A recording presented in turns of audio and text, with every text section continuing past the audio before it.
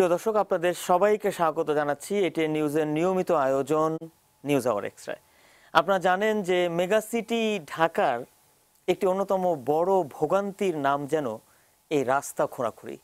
এবং যেটা বলা হচ্ছে যে আমরা যেমনটা দেখছি যে ঢাকার এমন কোনো ওয়ার্ড বা এমন কোনো অঞ্চল নেই যেখানে কিন্তু এই রাস্তা খোঁড়াখুঁড়ি বা ভোগান্তি যে সীমাহীন যে দুর্ভোগ যে চলছে এর কিন্তু শেষ নেই। এবং নাগরিক জীবনে সুবিধা দেওয়ার জন্য যেটা বলা হচ্ছে যে এই রাস্তা খোঁড়াখুঁড়ির কাজ চলছে, সত্যিকার অর্থে আসলে কতটুকু সুবিধা দিচ্ছে, উন্নয়ন কতটুকু হচ্ছে, এ নিয়েই আমরা আমাদের আজকের আয়োজন সাজিয়েছি। আমরা শিরোনাম রেখেছি দুর্ভোগের নাম ঢাকা।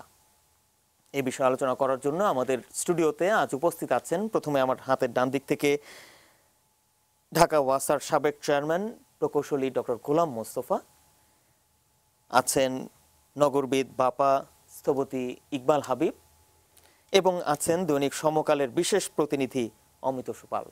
আপনাদের তিনজনকে স্বাগত জানাচ্ছি আমাদের আজকের এই আয়োজনে। আসলে দীর্ঘদিন ধরেই এই সমস্যা চলছে।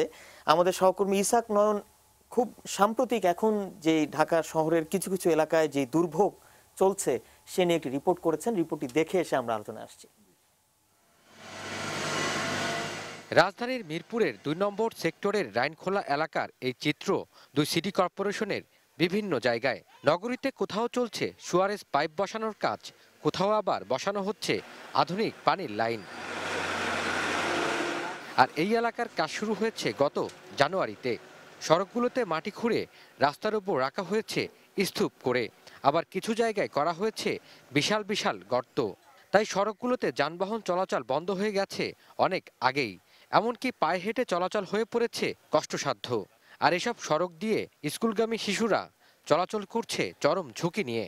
বাচ্চারা আপনার খেলতে গেলে পড়ে যায়, আমরা মাঝে মধ্যে আমাদের পায়ে ব্যথা পাই, এবং বৃষ্টি আসলে আপনার কাদা হয়ে পুরো শেষ হয়ে যায়। অল্প অল্প শ্রমিকদের কিছু কিছু জায়গায় কাজ করে, আবার কাজ রাখে, এখানে একটু করে আবার অন্য জায়গায় একটু করে, কিন্তু তারা ফুললি এক জায়গায় কমপ্লিট করে কাজ যাচ্ছে না। গর্ত খুঁড়তে গিয়ে অনেক বাসারই আবার কাটা পড়েছে গ্যাস ও পানির লাইন।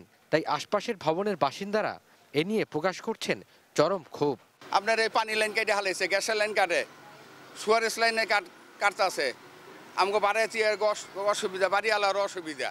আমরা কাজটা ভাই দ্রুত চাই, এটা জানি করে দেয় সরকার। বাথরুমগুলো জাম হয়ে গেছে, জাম হয়ে যাওয়ার পরে উল্টা উপরের দিকে মনে করেন আপনার ওই ময়লাগুলো উপরের দিকে চলে যাচ্ছে।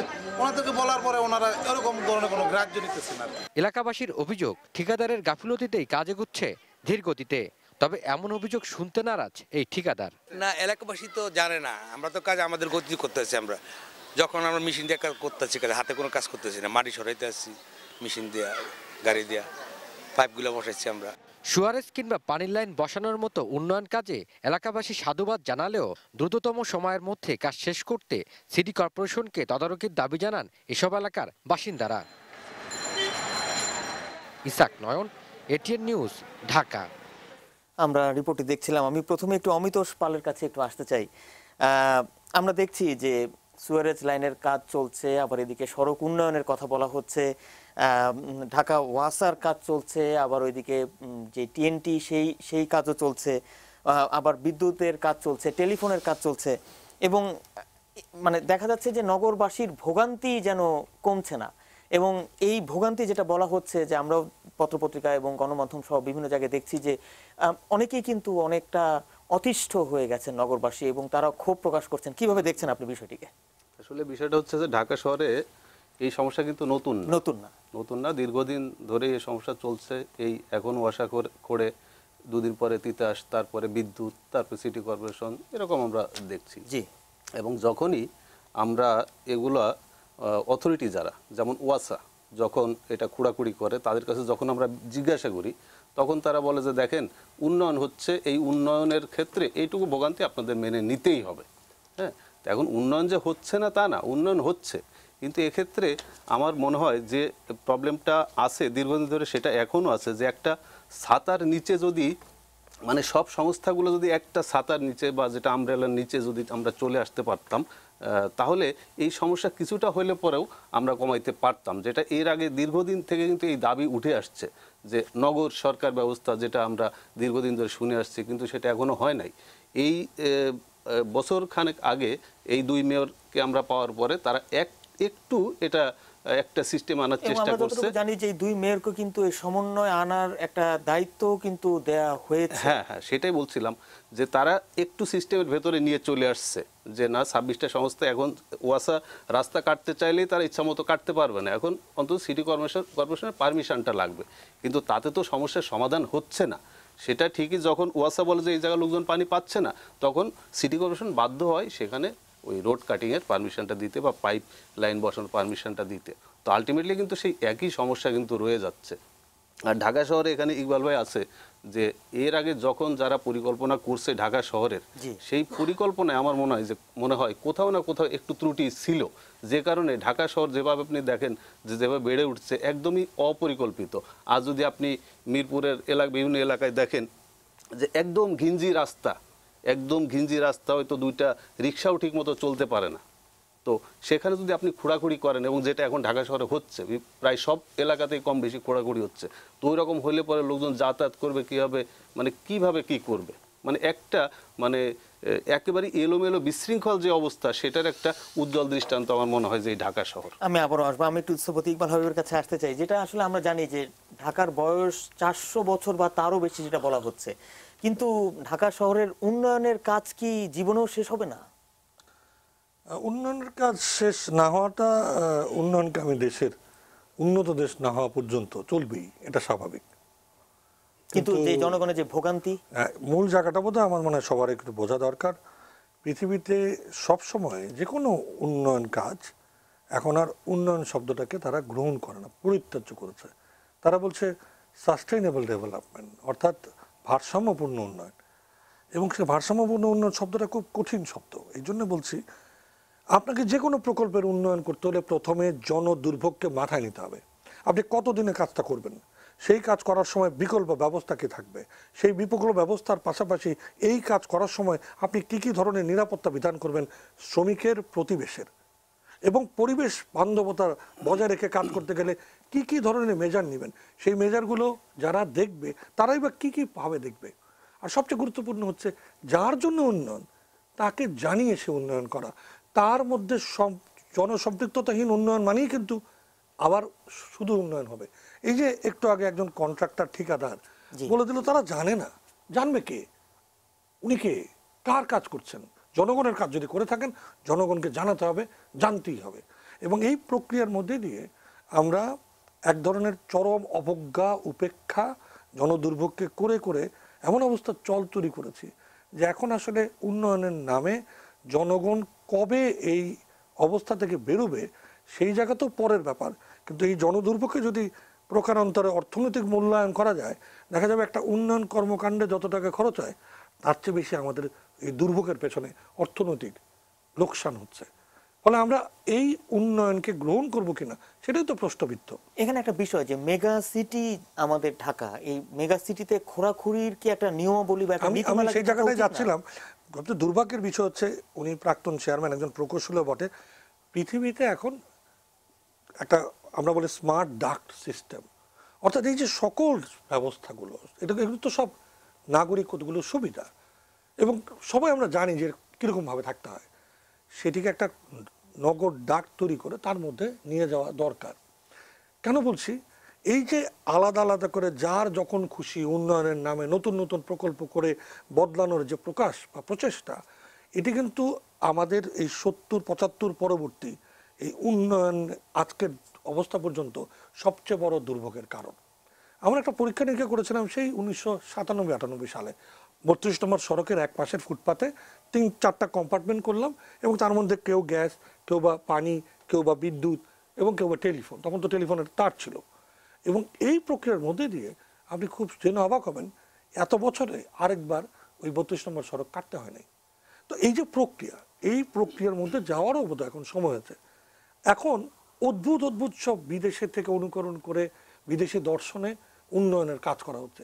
দেখবেন টেলিফোন সংস্থা ড্রিল করে, হরাইজন্টালি ড্রিল করে আবার কার্যক্রম পরিচালনা করছে। এখন ওই ড্রিল করার সময় দেখা যাবে তার উন্নয়নের জন্য আরও 10 জনের বিভিন্ন রকমের কাজ, অর্থাৎ পানির লাইন বিদ্যুতের লাইন গ্যাসের সব লাইন। ছিদ্র করে দিয়ে চলে গেল। এখন তারপর আবার তাদের প্রকল্প আসবে, কারণ জনগণের ভোগান্তি, এই যে জনগণের ভোগান্তির নামে জনদুর্ভোগের একটা মহা উৎসব চলছে। এই জায়গায় যে কথাটা বারবার অমিতোষবাবু বলছেন, জি আমরা একটা সমন্বয়ের জায়গা খুঁজছিলাম। আমরা নগর সরকার যদি সরকার করতে না চায়, আলহামদুলিল্লাহ আমাদের কোনো অসুবিধা নাই। আমি বলি কোথাও না কোথাও তো গাঁট ছাড়া বাঁধতে হবে। কিন্তু আমরা যতটুকু জানি যে গত বছরের জুন মাসে প্রধানমন্ত্রীর কার্যালয় থেকে কিন্তু এই দুই সিটি কর্পোরেশনকে আপনি কারণটা শুনেন, সমন্বয়ের দায়িত্ব কারণ দেওয়া সিটি হয়েছে। কর্পোরেশনকে আইনগতভাবেই এই সমন্বয়ের দায়িত্ব দেওয়া আছে, তার ম্যান্ডেটে আছে, তো উনি ডাকলে কেউ আসে না। তখন মাননীয় প্রধানমন্ত্রী জি। তার এখতিয়ার দিয়ে বলার চেষ্টা করেছেন যে ডাকলে আসতে হবে, তাকে মন্ত্রীর মতমর্যাদা দিলাম। কিন্তু তাতে কি কাজ হচ্ছে? ধরেন আজকের কথা বলি, এই মুহূর্তে সবচেয়ে বড় ভোগান্তির জায়গার নাম হচ্ছে মগবাজার মালিবাগ এলাকা। মানুষ মারা গেল, তারপরেও তুই ভোগান্তি থেকে কমতি বা উদ্যোগ এতটুকু হয় নাই। এই পুরো প্রক্রিয়ার মধ্যে যদি আপনি তাকিয়ে দেখেন, একই সঙ্গে ফ্লাইওভারের কাজ চলছে, ওয়াসার কাজ চলছে, ডেসার কাজ বা ডেস্কোর কাজ চলছে, সিটি কর্পোরেশনের কাজ চলছে। চারটা সংস্থা একসঙ্গে কেন কাজ শুরু করলে? আর করলেই যখন, তখন তোমরা সমন্বিত করে একটা ডাকতে করা যায় কিনা সেই কার্যক্রম কেন নিল না? এরা যখন প্রক্রিয়া করে, প্রকল্প পরিপত্র তৈরি করে, প্রত্যেকে আলাদা আলাদা একটা বক্সের মধ্যে থেকে থেকে পরিপত্র তৈরি করে। এদেরকে সমন্বয় করার সুযোগ থাকলেও তারা কখনো করবে না, যেটা আমরা 32 নম্বরে করেছিলাম আজ থেকে ওই অত বছর আগে, অর্থাৎ প্রায় 20 বছর আগে। 32 নম্বরের উদাহরণটা কেন আমরা আসলে কার্যকর করব? কারণ হলো এতে অনেকের স্বার্থহানি হয়, প্রকল্প না হলে আয় রোজগার হয় না। কিন্তু জনগণের ভোগান্তির মধ্যে দিয়ে আমরা যে দায় টেনে চলেছি, সেটিকে যদি মাথায় রাখে এই সমাধান করতে পারে একমাত্র রাজনীতিবিদরা অথবা জনপ্রতিনিধিরা। এবং সে কারণেই আমরা ওই সিটি কর্পোরেশনের মেয়রদেরকে পাওয়ার পর বুকে এক রাশ আশা নিয়ে বসেছিলাম, মাননীয় প্রধানমন্ত্রী তাদের মাধ্যমে হয়তো একটা সমন্বয় করার চেষ্টা করবেন। তারা কিন্তু আপনার চেষ্টা করছে। আপনি দেখবেন মেয়ররা বিয়ন্ড তাদের লাইন গিয়ে কেউ কেউ যানজট নিরসনে বাস থামানোর চিন্তা করছে, জি। কেউ কেউ বা অন্যান্য সকল সংস্থাকে বলার চেষ্টা করছে যে অত বছরের বেশি বাস চলতে দেবো না। ওটা ওনার এখতিয়ার না, কিন্তু কেন যাচ্ছেন?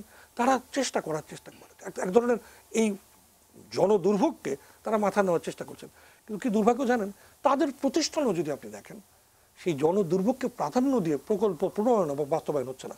এই জায়গাটা কি? ধরেন গ্রাম দেশে যদি একটা সেতু হয়, কি করে একটা বিকল্প পথ তৈরি করে। আর বিদেশে অর্থাৎ যে কোনো সভ্য দেশে যদি একটি কনস্ট্রাকশন একটা লাইভ সিটিতে করে, তখন বিকল্প ট্রাফিক ব্যবস্থাও থাকে, গাড়ির উপরে ট্রাফিক সিগন্যাল থাকে এবং অনেক জনবল থাকে, তারা দাঁড়িয়ে দাঁড়িয়ে এই বিকল্প সময়ে মানুষের স্বস্তিটা দেওয়ার চেষ্টা করে যতটুকু সম্ভব। একটা কথা মনে রাখতে হবে, উন্নয়নের জন্য কিছু দান, কিছু দেয়া বা কিছু দায় জনগণ কিন্তু বহন করার মানসিক প্রস্তুতি নিয়েই থাকে। মানুষ তো চায় উন্নয়ন হোক, এবং এই যে ব্যাপক উন্নয়ন আজকে হচ্ছে এই সরকারের অন্তত গত 4-5 বছরে যে বিশাল উন্নয়নের এক কর্মযজ্ঞ চলছে, এটা কিন্তু মানুষ সাধুবাদ জানায়। কিন্তু এই সাধুবাদ জানানো মানে এই না যে আমি বিকল্প ব্যবস্থা রাখবো না। আজকে ফ্লাইওভার প্রকল্পের জন্য পুরো এলাকার যেন তাল্লুক নিয়েছে ওই কনস্ট্রাকশন কোম্পানি, মনে হচ্ছে পুরোটা তার কনস্ট্রাকশন ইয়ার্ড। এবং একই সঙ্গে এই 3টি সংস্থা কার্যক্রম শুরু করে ওই এলাকার মানুষের চিকিৎসাতে যাওয়া, স্কুলে যাওয়া, অফিসে যাওয়া, মনে যেন তাদের কোনো জীবন নাই। আর ধূলি দূষণ, শব্দ দূষণ, বায়ু দূষণের কথা নাই বা বললাম। তো সবকিছু মিলে জনগণের দুর্ভোগকে উপেক্ষার মহোৎসব চলছে এই নগরীতে। প্রকৌশলী ডক্টর গোলাম মোস্তফা, যে বিষয়টা নিয়ে আজকে আলোচনা করছি আমরা, একটু আগেই বলা হয়েছে এটা অত্যন্ত পুরনো একটা ইস্যু, জি, এবং এটা নিয়ে আমরা যথেষ্ট আলাপ আলোচনা করে থাকি। আমরা সবাই এ সম্পর্কে ওয়াকিবহাল, এমনকি সাধারণ মানুষও জানে এই সমস্যার সম্পর্কে, এবং সবাই কিন্তু এটা সমাধানের কথাও বলে, কিন্তু সমাধান তো হচ্ছে না। সমাধান হচ্ছে না, এবং আমি মনে করি না যে অদূর ভবিষ্যতে এটা সমাধান হতে যাচ্ছে। কারণ এই যে একটা কথা আসলো, সমন্বয়ের বিষয় আসলো, আপনি বিভিন্ন ডিপার্টমেন্ট যখন তাদের টেন্ডারের মাধ্যমে একটা কাজ করে, আপনি কিভাবে সমন্বয় করে একই এলাকার কাজটা একই সাথে করাবেন? আপনি বিভিন্ন কন্ট্রাক্টর, বিভিন্ন দেশের কন্ট্রাক্টর, ফান্ড রিলিজ হচ্ছে বিভিন্ন সময়ে, আপনি কিভাবে তাদের ভিতর সমন্বয় করে একটা এলাকার কাজ ঠিক যাতে একসাথে হয়, শেষ করে অন্য এলাকায় চলে গেল, এটা তো আপনি করাতে পারবেন না, কখনোই করাতে পারবেন না। তাহলে এইটা করাতে হলে কি করতে হবে? তা এলাকা ভিত্তিক আমার টেন্ডারটা এমনভাবে করতে হবে যে সমস্ত কাজগুলো একটা প্যাকেজের ভিতর দিতে হবে এবং একটা কন্ট্রাক্টর নিয়োগ দিতে হবে। তাহলে সে ওই সমস্ত কাজ শেষ করে অন্য আরেকটা এলাকায় কাজ করবে। তাছাড়া তো এটা সম্ভব না। কিন্তু এটা স্থপতি ইকবাল হাবিব যেমন আমি বললেন, উত্তর দেব, আমার ভিন্ন মত রয়েছে, তবে উনি বলার পরে আমি সেই আমি ভিন্ন আসবো মত আপনার বলার কাছে। চেষ্টা করব, কারণ আসলে পথ রয়েছে বলে সারা পৃথিবীতে সেই পথ অনুসরণ করে। পৃথিবীতে কোথাও 8-10টা সংগঠন তার নিজ নিজ পরিকল্পনায়, নিজ নিজ টেন্ডারে, নিজ নিজ পদ্ধতিতে এবং নিজ নিজ সময়ে, নিজ নিজ ফান্ডে কাজ করে না, এবং এটা হতে পারে না। সেজন্যই আমি যেটা বলতে চাই সেটা হলো যে বলা হচ্ছে যে একটা আমাদের যে একটা বডির আন্ডারে সবকিছু আনতে হবে, না, সেটাও আমি বলছি। সেটা সেটা সেটা করা যাচ্ছে না। কেন যাচ্ছে না আমরা জানি না, সমস্যা আছে অবশ্যই, কিন্তু ওইটা করতে পারলেই বোধহয় সিটি কর্পোরেশনকে দায়িত্ব দেওয়া হয়েছে, তারাও তো পারছে না এই সমন্বয়ের কাজটা করতে। আমি তো বললাম যে বিভিন্ন ডিপার্টমেন্ট তাদের নিজস্ব প্রোগ্রাম অনুযায়ী কাজ করবে। আপনি বিদেশি একজন কন্ট্রাক্টরকে নিয়োগ করলেন, তাদেরকে সময় দিলেন 3 বছর এই কাজটা করার জন্য, আপনি তো তাদের ডিকটেট করতে পারবেন না। ডিকটেট করলে পরে তারা সময় মতো কাজ করতে পারবে, তারা বলবে আমরা কাজ করতে পারবো না সময় মতো, তখন কি করবেন? আমি পদ্ধতিটা তো একটু বলি। আসলে আমরা ডেভেলপার মার্কের সাথে জড়িত, আর উনি তো চেয়ারম্যানই ছিলেন। যখন একটা প্রকল্প আসে, ধরেন একটা ড্রেনেজ প্রকল্প আসলো, সরকার কিন্তু একটাই, ড্রেনেজ প্রকল্প, গ্যাস প্রকল্প, সরকার করে কি ক্ষমতা যখন গ্রহণ করে তখনই সব প্রকল্পগুলো করে একটা নির্দিষ্ট লক্ষ্যমাত্রায় পৌঁছার চেষ্টা করে, তাই তো? তাই যদি হয় তাহলে গ্যাস, বিদ্যুৎ, পানি, সিটি কর্পোরেশন প্রত্যেকে বলতে পারে তোমাদের কার কি কি ধরনের প্রকল্প প্রয়োজনীয়তা রয়েছে, এবং সমন্বয় করার একটা জায়গা যদি থাকে, পরিকল্পনা সমন্বয় করতে পারা প্রফেশনালদের কাজ, এবং এই সমন্বয় করে যদি পুরো প্রকল্পগুলোকে একটা জায়গায় পরিকল্পনা কমিশনের মাধ্যমে একীভূত করার চেষ্টা যদি থাকতো, উদ্যোগটাই তো নাই। এই যে একীভূত করার উদ্যোগ আজ পর্যন্ত হয়নি। আমি যে স্মার্ট ডাক্তার কথা বললাম, এটি একটা পদ্ধতি। আচ্ছা, এই 32 নম্বরে যখন করলাম, ছোট কাজ, ধানমন্ডি লেকের কাজের সময় করা, তখন কিন্তু আমরা বাদবাকিদের সমন্বয় করেছিলাম। আমরা বলেছি আমি রাস্তাটা নতুন করে করব, আপনার কি পুরনো পাইপ বদলানোর প্রয়োজন আছে? উনি বলেন হ্যাঁ, আমাদের তো বদলাতে হবে। এবং আমরা এমন একটা সিস্টেম করলাম, এরপরে কিন্তু 2 বার আমাদের ওয়াসা তার পানির সরবরাহ লাইন বদলালেন, কিন্তু কেউ টের পেল না। কেন? ওই ফুটপাতের উপরে স্ল্যাবগুলো সরিয়েছে, বালু সরিয়েছে, পাইপ বদলিয়েছে, বালু দিয়ে আবার ফুটপাতটা বন্ধ করেছে। পদ্ধতিগতভাবে শুধুমাত্র একটা ইনফ্রাস্ট্রাকচারে অ্যাকুমুলেশন করার কারণে প্রকল্প কিন্তু বিভিন্ন সময় হয়েছে। ওই পানির পাইপের প্রকল্প হয়েছে তারও 4 বছর পর, অথবা পরের যে বিদ্যুৎ ওই উপর থেকে নিচে নামালো সেটাও করেছে 5 বছর পর, কিন্তু কাউকে ডিস্টার্ব করতে হয় না। বিদেশে আপনি যদি ফিউজিটিভ সিনেমা দেখেন, দেখবেন কি বড় ডাক থাকে, সার্ভিস ডাক, ওর মধ্যে সুয়ারের লাইন থেকে শুরু করে পানির লাইন থেকে শুরু করে সকল লাইন থাকে, ওর মধ্যে দিয়ে দৌড়ায় আপনি এই মাথা থেকে মাথা চলে। এগুলো কিন্তু আজকের ঘটনা না, 100 বছরের পুরনো টেকনোলজি। আমরা এই নগরী, যেহেতু আমার ছোট নগরী, অনেক মানুষ, 40,000 মানুষ 1 স্কোয়ার কিলোমিটার, এরকম ইউনিক তো পৃথিবীতে কোথাও নাই। আমাকে একটা উদ্ভাবন করতে হবে পদ্ধতি, চেষ্টা, যেখানে আমি এই যে দুর্ভোগ, এই দুর্ভোগকে একটা একীভূত করা, প্রকল্পগুলো একীভূত করার মধ্যে নিতে হবে। আমি ওই জায়গায় বারবার বলছি, ইনিশিয়েটিভ নিলে হবে কি হবে না সেটার উত্তরটা আমরা পেতে পারতাম। কে ইনিশিয়েটিভ নেবে? সম্ভবত সিটি কর্পোরেশনকে নিতে হবে। এই উদ্যোগ একমাত্র পারে এখন পর্যন্ত জনপ্রতিনিধিত্বকারী সংস্থার দায়বদ্ধতার মানুষ আছে মাথায়, এরকম এই 54টা সংস্থা যে 11টা মন্ত্রণালয়ের অধীনে ঢাকা শহর চড়ে বেড়াচ্ছে, তাদের মধ্যে একমাত্র সিটি কর্পোরেশন। কারণ তার মেয়ররা, তার কাউন্সিলররা জনগণ কর্তৃক সরাসরি নির্বাচিত। এবং আজকে যে দুর্ভোগ, এই দুর্ভোগ জনগণ কাকে বলবে? কাউন্সিলর ছাড়া তার কেউ নাই, কাকে বলা যায়? চিফ ইঞ্জিনিয়ার এলজিডি কে বলবে? কিন্তু কাউন্সিলর তো বলছে যে এই কাজ তো আমার হাতে নাই। মুশকিল হচ্ছে তখনই প্রবলেমটা দাঁড়ায়, তার মানে তার কর্তৃত্বকে আমি এনশিওর করতে হবে। তার কর্তৃত্ব এনশিওর করলেই আমরা কিন্তু এই জায়গায় একটা সুরাহা করার চেষ্টা করলেও করতে পারতাম। আমি বলছি উদ্যোগটা নেওয়া হয় নাই, এই দুঃখবোধের কারণেই আজকের দুর্ভোগটাকে আমরা মাথায় নিচ্ছি না। পরিকল্পনা কমিশন যদি তার প্রত্যেকটা প্রকল্পে বলে দিত তুমি বিকল্প ব্যবস্থা কি নিবা, সেটা তোমার প্রকল্পের অর্থ মূল্যের মধ্যে ধরো, যদি না থাকে তাহলে প্রকল্প অনুমোদন করবো না। এবং ইমপ্লিমেন্টেশন এজেন্সিকে যদি বলা থাকতো ওই মেজারগুলো তিনি নিয়েছেন কিনা নিয়মিত মনিটর করে রিপোর্ট দিতে হবে। যদি সেখানে দেখা যায় তিনি বিকল্প পথ রাখেন নাই, সেখানে মানুষ হাঁটতে পারে না, সেখানে একটু পানি জমে যায়, সেখানে একটুখানি বৃষ্টি হলে পারে অসম্ভব বাজে অবস্থা তৈরি হয়, মানুষ উষ্টাকে আহত হচ্ছে, অথবা রিক্সা উল্টায় পড়ে সমস্ত কিছু হারাচ্ছে, অথবা টুপ করে পড়ে গিয়ে মরেও যাচ্ছে, তাহলে জবাবদিহিতার একটা জায়গা তৈরি হতো। আজকে কি কোনো জবাবদিহিতা এই নির্মাণ কর্মকাণ্ডের মধ্যে আপনি দেখেন? কোনো ইঞ্জিনিয়ার, কোনো দায়িত্বশীল কর্মকর্তা, অথবা কোনো সংস্থা, অথবা ঠিকাদার, এ তো রামরাজ্য। এইভাবে করে কাজ হয় না। কিন্তু যারা উন্নয়নের চিন্তা করছেন, যে রাজনীতিবিদরা স্বপ্ন দেখছেন যে ঢাকাকে পরিপূর্ণ বসবাসযোগ্য জায়গায় নিয়ে যাব, তাদের চিন্তায় তো কোনো দোষ নাই। দোষ হচ্ছে এই পুরো কার্যক্রমের মধ্যে জবাবদিহিতাহীনতার একটা চূড়ান্ত ম্যানিফেস্টেশন এখন দেখতে পাচ্ছি। এবং সেই কারণে এর অন্যতম জায়গা হচ্ছে জবাবদিহি তারা নিশ্চয় করে। তখন সবাই কিন্তু এক ঘাটে পানি খাবে। জবাবদিহিতা নাই বলে যার যা খুশি, যার যা প্রকল্প, যার যা টেন্ডারবাজি সবাই করে চলেছে। জি, এখানে আরেকটা বিষয় আমাদের মাথায় রাখতে হবে, আসলে এই সিস্টেমের ভিতরেও আমরা এই ভোগান্তি কমাতে পারতাম যদি আমাদেরকে একই কাজ বারবার করতে না হতো। আমরা, তার অর্থ হলো আমরা কাজের কোয়ালিটি যদি মেনটেন করতাম। আমরা কিন্তু কাজের কোয়ালিটি মেনটেন করি না। আমরা রাস্তা করি শহরের ভিতরে, মহানগরীর ভিতরে, 2 বছর পরে যে রাস্তা 5 বছর টিকে থাকার কথা, 2 বছরের ভিতরে দেখা যাচ্ছে নষ্ট হয়ে যাচ্ছে, আমাদেরকে আবার নতুন করে করতে হচ্ছে। ফুটপাত করা হচ্ছে, স্ল্যাব করা হচ্ছে, 2 বছর না যেতে সেই ফুটপাত নষ্ট হয়ে যাচ্ছে, আবার নতুন করে করতে হচ্ছে। তাহলে আমরা যদি কাজের কোয়ালিটি মেনটেন করতাম তাহলে কিন্তু বারবার আমাদেরকে এই ভাঙতে হতো না, আবার নতুন করে করতে হতো না। ওইখানে আমাদের আরেকটা যুক্ত করার দরকার আছে, যে পরিতোষবাবু বলেছিলেন খুবই গুরুত্বপূর্ণ কথা।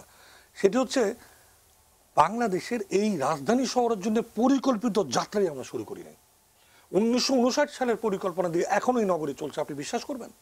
ডিটেল এরিয়া প্ল্যান করা হয়েছে 1997 সালে, সেটার অনুমোদন হয়েছে 2010 সালে, 2015 সালে তা এক্সপায়ার করে গেছে।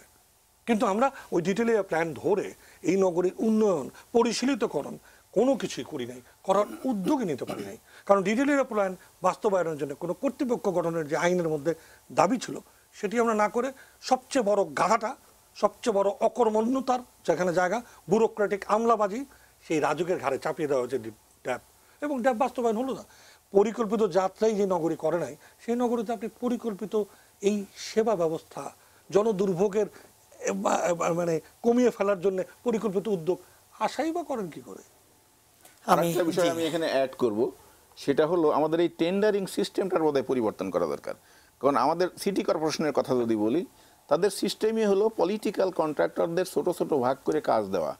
এবং এরা কিন্তু পলিটিক্যাল কন্ট্রাক্টর। পলিটিক্যাল কন্ট্রাক্টরদেরকে আপনি কখনোই কন্ট্রোল করতে পারবেন না।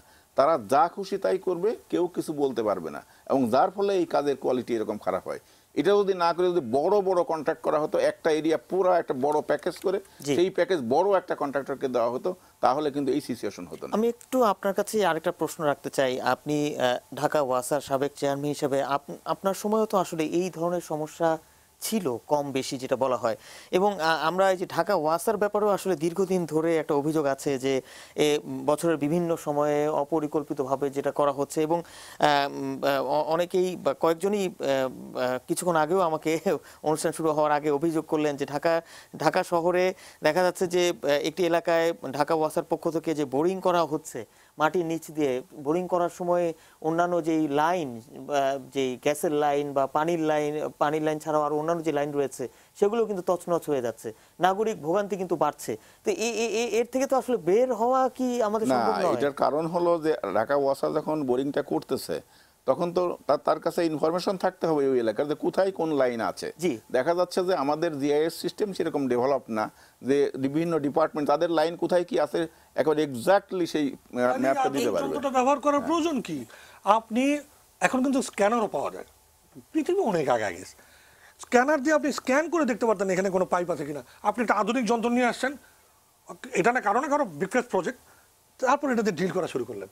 কিন্তু আপনি তো জানেন যে এই নগরীতে কার লাইন কোথায় আছে কেউ বলতে পারে না। কিন্তু এখানেই তো একটা সমস্যা যে ঢাকা শহর একটি মেগা সিটি, এখানে আন্ডারগ্রাউন্ড যে প্ল্যানিং বা কোথায় লাইন আছে এটা কি আমরা জানি না, অথবা এটার কি কোনো প্ল্যানিং নাই? আসলে প্ল্যানিং করে কাজটা না করার জন্য ওই যে, এবং একটা মজার জিনিস বলে রাখি, অ্যাবান্ডন করার মধ্যে আমাদের বিরাট একটা ঢেকুর তোলার এক ধরনের মানসিকতা আছে।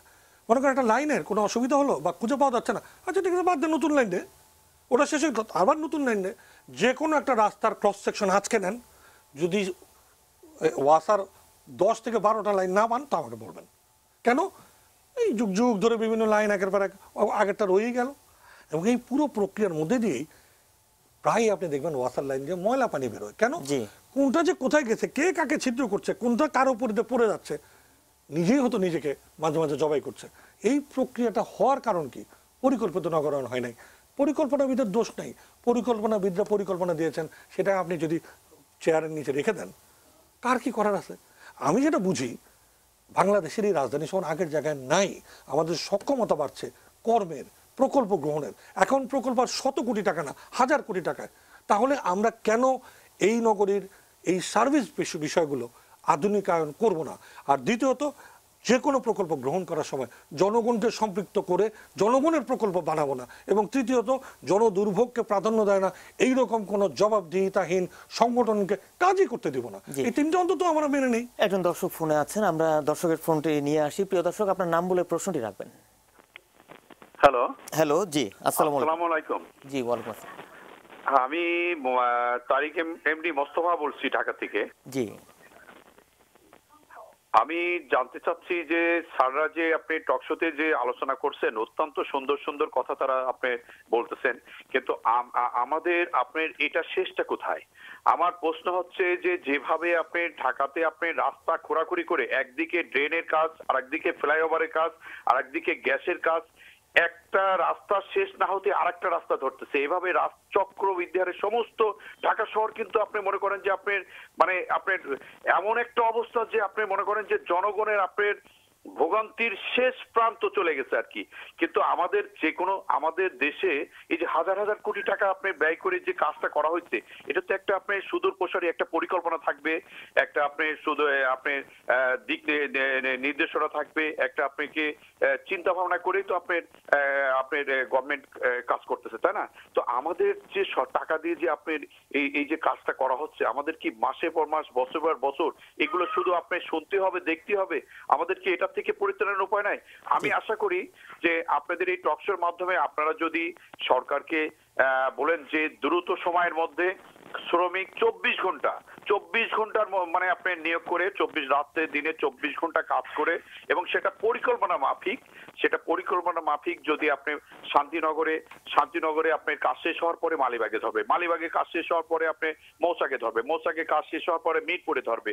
এখানে দেখা যাচ্ছে যে আপনার একদিকে শেষ না করে সমস্ত ঢাকা শহরটা একটা এলোমেলো যানজটে পরিপূর্ণ। আমরা বুঝতে পেরেছি আপনার কথা, আমরা সুন্দর সুন্দর বলতেছি কিন্তু এটা সমাধান কিন্তু পাচ্ছি না। অসংখ্য ধন্যবাদ আপনাকে আপনার মতামত দেওয়ার জন্য। আমরা এই বিষয় নিয়েও আসবো। আমরা ইতিমধ্যে কিছু বিষয় আলোচনা করেছি, একটা বিরতি নিয়ে নিই, তারপর আমরা এই বিষয়ে আলোচনা করবো। প্রিয় দর্শক, আমাদের সঙ্গে থাকবেন।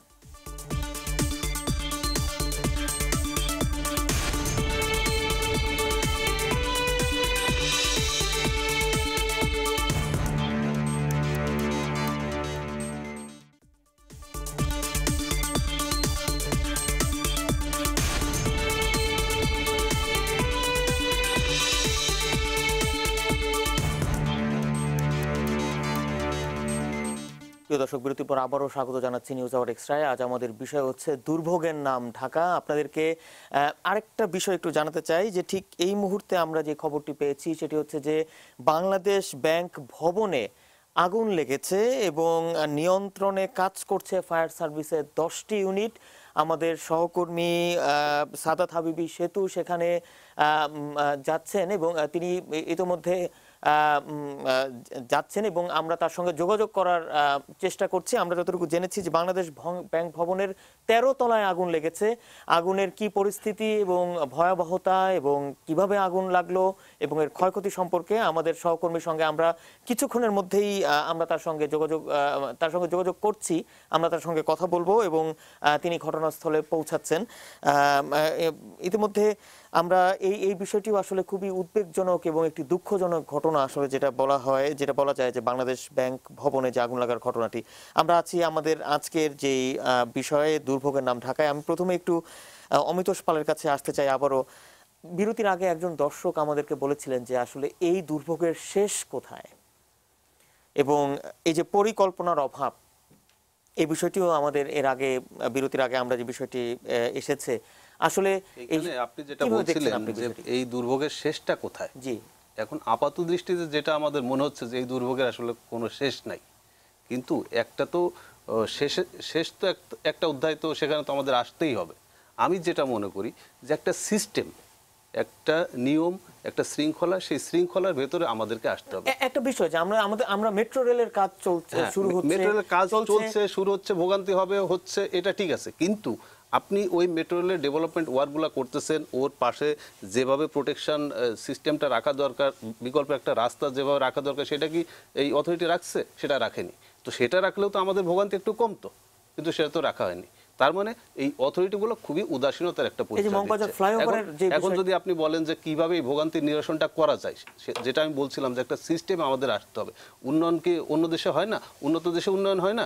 সে দেশে তো উন্নয়ন হয়, কিন্তু সেখানে কি এরকম ভোগান্তি হয়? সেখানে অবশ্যই তার একটা সিস্টেমের ভেতর দিয়ে উন্নয়নগুলো করে, যে কারণে জনগণের ভোগান্তিটা হয় না। তো এখন আমাদের সেই সিস্টেমটা আসলে ডেভেলপটা করতে হবে, সেই সিস্টেমটা ডেভেলপটা করতে হবে, এবং সেটা আমাদের যারা পরিকল্পনাবিদ আছে বা যারা ডেভেলপমেন্ট ওয়ার্কের সাথে যুক্ত, তারা এটার ডিরেকশনটা দিবেন যে কিভাবে এই ডেভেলপমেন্ট ওয়ার্কগুলো হবে, কিভাবে করলে পরে জনগণের ভোগান্তি হবে না। কিন্তু আপনি যেভাবে মনে করেন মালিবাগ মৌচাকের যে ফ্লাইওভারটা করতেছেন, ওইখানে আপনি গেলে পরে যে অবস্থা আপনার হবে, আপনি সুস্থভাবে আপনি হাঁটতেও পারবেন না। আপনার এই রিপোর্টেই দেখাচ্ছিল একটু আগে, আমি দেখছিলাম যে এই রিক্সাটা মনে হয় পড়লো, এই করতে করতে রিক্সাটা পড়ে গেলো। রিক্সায় দেখলাম যে একটা বাচ্চা, একজন মহিলা, আর রিক্সাওয়ালা তো পড়লো। তো এরকম ঘটনা যে মানে ঘটছে না তা না, প্রতিনিয়ত এই ঘটনাগুলো ঘটছে, কিন্তু আমাদের কি একটু হুঁশ হচ্ছে না? আমাদের কোনো হুঁশ নেই। যে অথরিটিগুলো কাজগুলো করাচ্ছে তারাও একেবারেই যে উদাসীনতার পরিচয় দিচ্ছে, এটা মানে আমরা শুধু দেখছি। এখন স্থপতি ইকবাল হাবিব তো বলেছেন এর আগে যে এর একটি পরিকল্পনা করা হয়েছে, দেয়া আছে, কিন্তু বাস্তবায়ন তো আসলে হচ্ছে না এই বিষয়টি। বাস্তবায়ন, এটা যারা বাস্তবায়নের দায়িত্বে আছে তাদেরকে অবশ্যই কঠোর হতে হবে, তাদেরকে সেই সিস্টেমে আসতে হবে, একটা নিয়মের ভেতরে আসতে হবে যে অন্য দেশে এইভাবে তাদেরকে আমরা অনুসরণ করি। যারা আমাদের চেয়ে সামনের দিকে আগে আছে আমরা তাদেরকে দেখি যে তারা কিভাবে কাজগুলো করে। তো আমরা সেটা না দেখে আমরা যদি আমাদের মতো করি তাহলে তো এই সমস্যা চলতেই থাকবে, এই সমস্যার সমাধান তো আর হবে না। আরেকটা বিষয় যে সিটি কর্পোরেশনকে যে উদ্যোগ নিতে হবে, সিটি কর্পোরেশনকে দায়িত্ব দেওয়া হয়েছে এই সমন্বয়ের, কিন্তু সিটি কর্পোরেশন তো আসলে এই সমন্বয়ের কাজটি ঠিকমতো করতে পারছে না। উদ্যোগটাও তো দেখা যাচ্ছে ফলপ্রসূ হচ্ছে না। এই বিষয়টি কিভাবে আসলে সমাধান? এইখানে আমি একটু বলি, আমি যেটুকু জানি, আমি এই ঢাকা সিটি নিয়ে কাজ করি, সিটির বিশেষ করে ভোগান্তি বা উন্নয়ন এগুলোর সাথে আমি সম্পৃক্ত, আমার কাজ করার সেক্টর হচ্ছে এটা। তো পাশাপাশি আমি একটু অন্য দেশগুলো কিভাবে করে বা অন্য দেশের সিস্টেমটা কি সেটা আমি একটু জানার চেষ্টা করছি। তো সেখানে কিন্তু এই রাজুক একটা অথরিটি, সিটি কর্পোরেশন একটা অথরিটি, তিতাস একটা অথরিটি, বিদ্যুৎ একটা অথরিটি, এরকম আলাদা আলাদা কোনো অথরিটি নাই, সবগুলো একটা অথরিটি। তো তারা যখন ডেভেলপমেন্ট ওয়ার্ক করে, যে ধরে নিলাম যে গ্যাসের লাইন এখানে বসানো হবে এবং এখানে রাস্তাও করা হবে, তাহলে ওইখানে খুঁজতে হবে যে এইখানে রাস্তাটা আমরা করব, আর রাস্তা যেহেতু করব এরপর যাতে খোঁড়াখুড়ি করতে না হয়, এই জন্য এখানে গ্যাসের লাইনের কোনো পরিবর্তন করার দরকার আছে কিনা, বিদ্যুতের লাইনটার পরিবর্তন করার দরকার আছে কিনা। তারা যদি ওরকম পরিবর্তন করার দরকার থাকে তাহলে তারা সবগুলো কাজ অ্যাট এ টাইম সেটা করে নেয়, যাতে ইকবাল ভাই যেটা বলছিলেন যে 32 নম্বরে গত 20 বছরের ভেতরে খুঁড়তে হয় নাই, কেন হয় নাই? তার মানে সেখানে ওইভাবে কাজটা করা হয়েছে।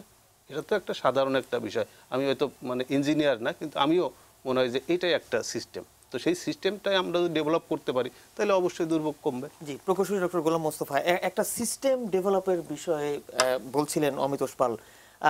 আমরা যদি একটা সিস্টেম ডেভেলপ করতে পারি তাহলে কি সমস্যার সমাধান সম্ভব, এবং সিস্টেম কি আসলে ডেভেলপ করা সম্ভব? অবশ্যই সম্ভব, এবং সিস্টেম ডেভেলপ করতে পারলে সমস্যার সমাধানও সম্ভব। তবে এটা আমাদের মাথায় রাখতে হবে যে আমরা যেহেতু উন্নয়নশীল দেশ এবং আমরা এক গরিব দেশ ছিলাম, আমরা একটু একটু করে এগিয়ে যাচ্ছি। উন্নত দেশের মতো তারা যে প্রথম থেকেই একটা সুদূর প্রসারী চিন্তা ভাবনা করে, লং টার্ম চিন্তা করে যে প্ল্যান করে এগিয়েছে, আমরা সেটা করতে পারিনি। কাজে আমাদের এখন ওই দিকে এগোতে হচ্ছে এবং আমরা যাচ্ছি। কিন্তু তারপরেও যেহেতু আমরা অনুন্নত দেশ থেকে এসেছি, আমাদের কোনো প্ল্যান প্রোগ্রাম ছিল না, আমাদের অনেক ভোগান্তি আছে। তারপরেও এই ভোগান্তি কমাতে হলে আমাদের একটা বডির আন্ডারে নিয়ে আসতে হবে, একটা সিস্টেম ডেভেলপ করতে হবে।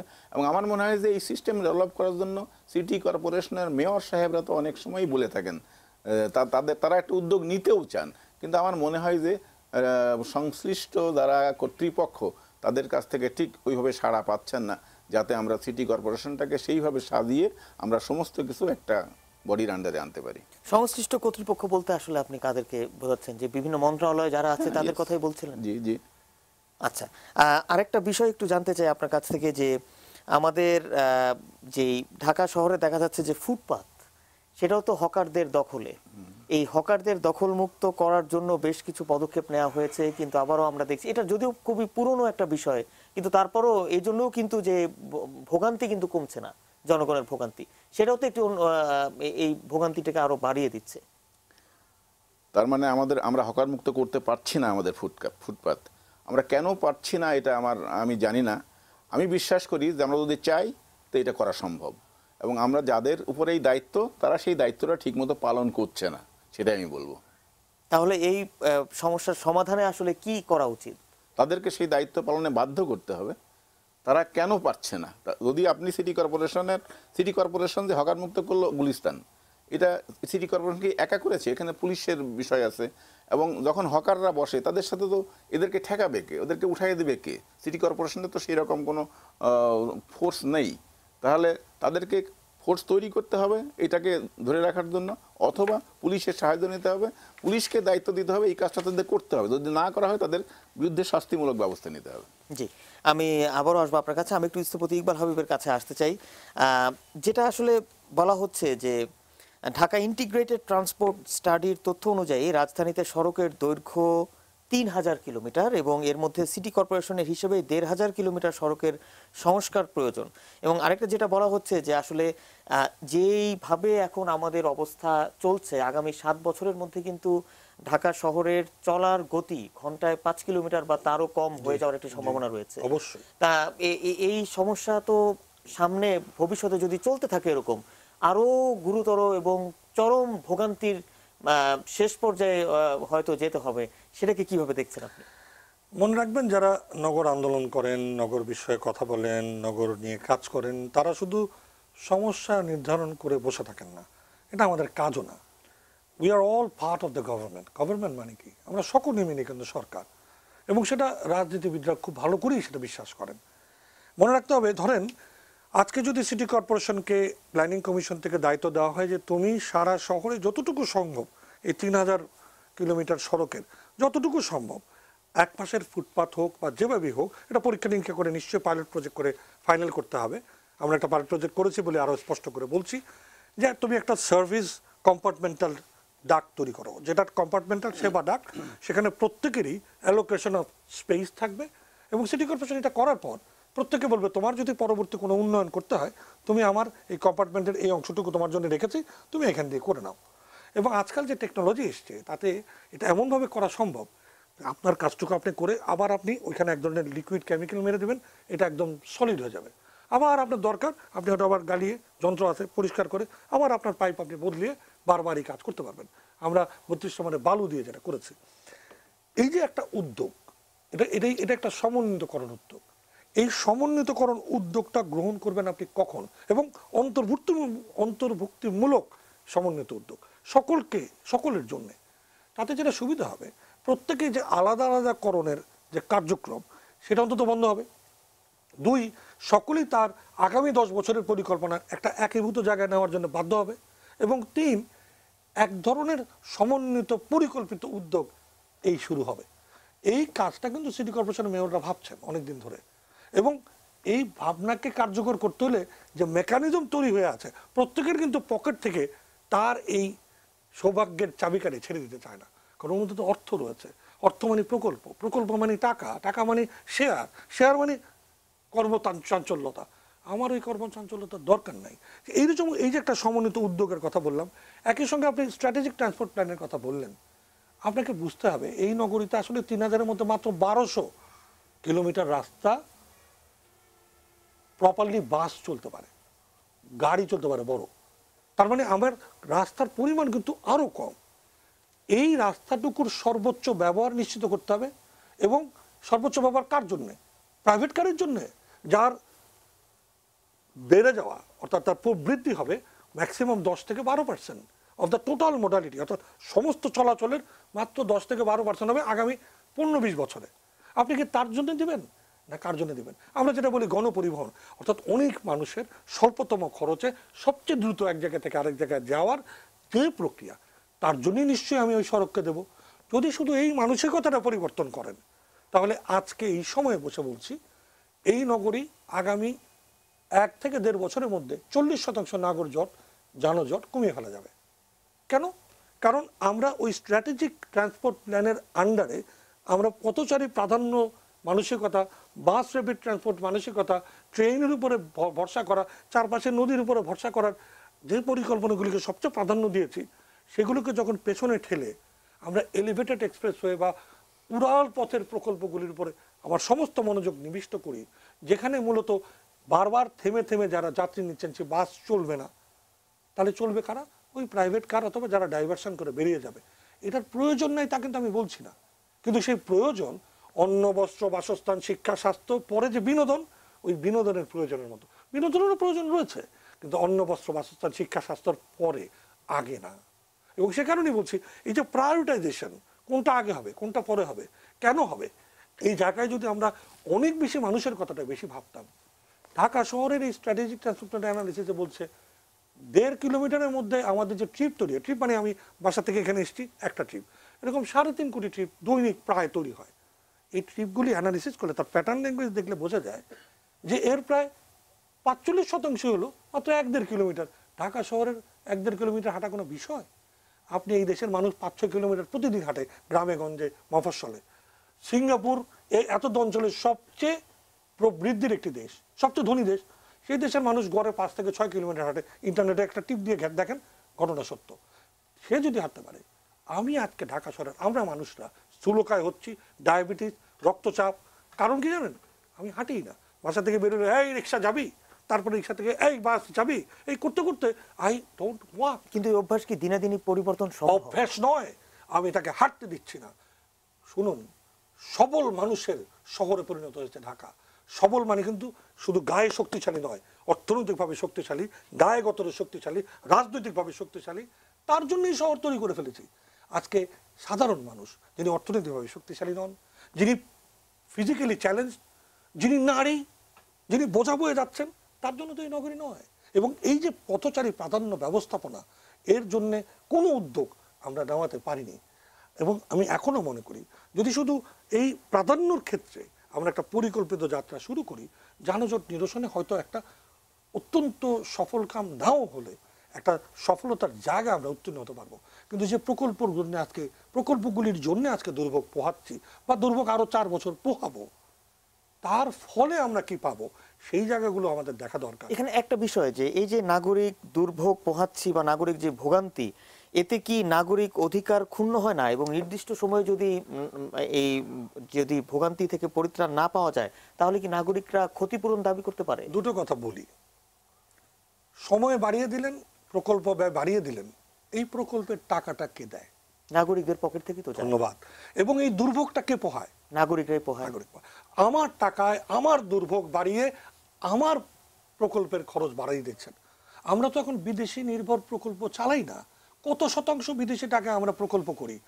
আমার দেশের মানুষের সামর্থ্য হয়েছে, আমাদের রাজনৈতিক প্রজ্ঞার জন্য আজকে আমরা নিজের পয়সা উন্নয়ন করি।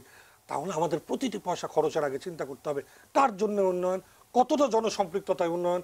আপনারাই তো, আমরা যারা সংবাদসেবী আপনারা আছেন, আপনারাও কিন্তু একটা কাজ করেন। দেখেন, আপনার সাংবাদিক দৌড়ে যাবেন, গিয়ে জিজ্ঞেস করবেন যিনি মিনিবাসের মধ্যে ঘর মাখতো এক ভদ্রমহিলা, এরকম কোনো রকম উবুচুবু আছেন, কখন বাসায় যাবেন, মেয়েটাকে কতক্ষণ দেখেন না, তার রান্না করতে হবে, খাওয়াতে হবে, তার 2-3 ঘন্টা চলে যাচ্ছে সন্তানের সাথে সম্পর্ক। তিনিও তো বসে আছেন, আপনি মাইক্রোফোনটা তার মুখের সামনে ধরে জিজ্ঞেস করছেন, আচ্ছা এই যে উপরে একটা বড় এলিভেটেড এক্সপ্রেসওয়ে হবে, তাতে আপনার তো যানজট কমে যাবে, আপনি কি মনে করেন? তাড়াতাড়ি করেন ভাই, ঘরে জানে বাঁচি। উনি জানেই না, ওইখানে উনি উঠতে পারবেন না। ওইটা ওনার জন্য নয়। এই যে প্রকল্প কার জন্যে, কিভাবে সেটা জনসম্পৃক্ততা করে করা, এই জায়গাগুলোকে আমরা কখনো ভেবে দেখেছি? আমি মনে করি কি জানেন, আমাদের একটু নতুন করে দৃষ্টিভঙ্গিগত ফিলোসফিক্যাল জায়গায় আমাদের একটু ভ্রান্ত বিলাস দূর করতে হবে। এবং সেটা যদি করা যায়, এই নগরী চ্যালেঞ্জের নগরী, কিন্তু সম্ভাবনার নগরীও বটে। আমরা অনেক দূর এগিয়েছি। আর একটা কথা শুধু পরিষ্কার করে বলি, আমাদের এখন সক্ষমতা এবং সামর্থ্য যেই জায়গায় আমরা নিয়েছি, আমাদের এই সমস্ত বিষয়ে, এই জনসম্পৃক্ততার বিষয়ে আমাদের সামর্থ্য এবং সতর্কতা অনেক বাড়াতে হবে। আরেকজন দর্শক ফোনে আছেন, আমরা একটু প্রশ্নটি নেই। প্রিয় দর্শক, আপনার নাম বলে প্রশ্নটি রাখবেন। আসসালামু আলাইকুম। ওয়ালাইকুম আসসালাম। জি, আমি আমার প্রশ্ন হলো জনাব ইকবাল হাবিবের কাছে, যে ওনারা তো সিটি কর্পোরেশন 2 মেয়রের সাথেই নগরীর সৌন্দর্য বর্ধন নিয়ে কাজ করেন। তো আমার বাসা মালিবাগ মৌচাকে। তো এইখানে যে সৌন্দর্য বর্ধন আছে, আমি জানি না উনি মানে সরাসরি কখনো দেখছে কিনা। আর ঢাকা শহরের উত্তরের মেয়র যে বড় বড় গাছ কেটে যে ছোট ছোট 3টা-2টা করে গাছ লাগাচ্ছে, যে সেইটা কতদিনে এই ঢাকা শহরের তাপমাত্রা কমাবে, এটা আমি আর ওনার কাছে প্রশ্ন। জি, আপনাকে অসংখ্য ধন্যবাদ। আমরা এই বিষয়টি নিয়েই আবারও আসবো স্থপতি ইকবাল হাবিবের কাছে একটা ছোট্ট বিরতির পর। প্রিয় দর্শক, আমাদের সঙ্গেই থাকবেন, বিরতি নিয়েই ফিরছি।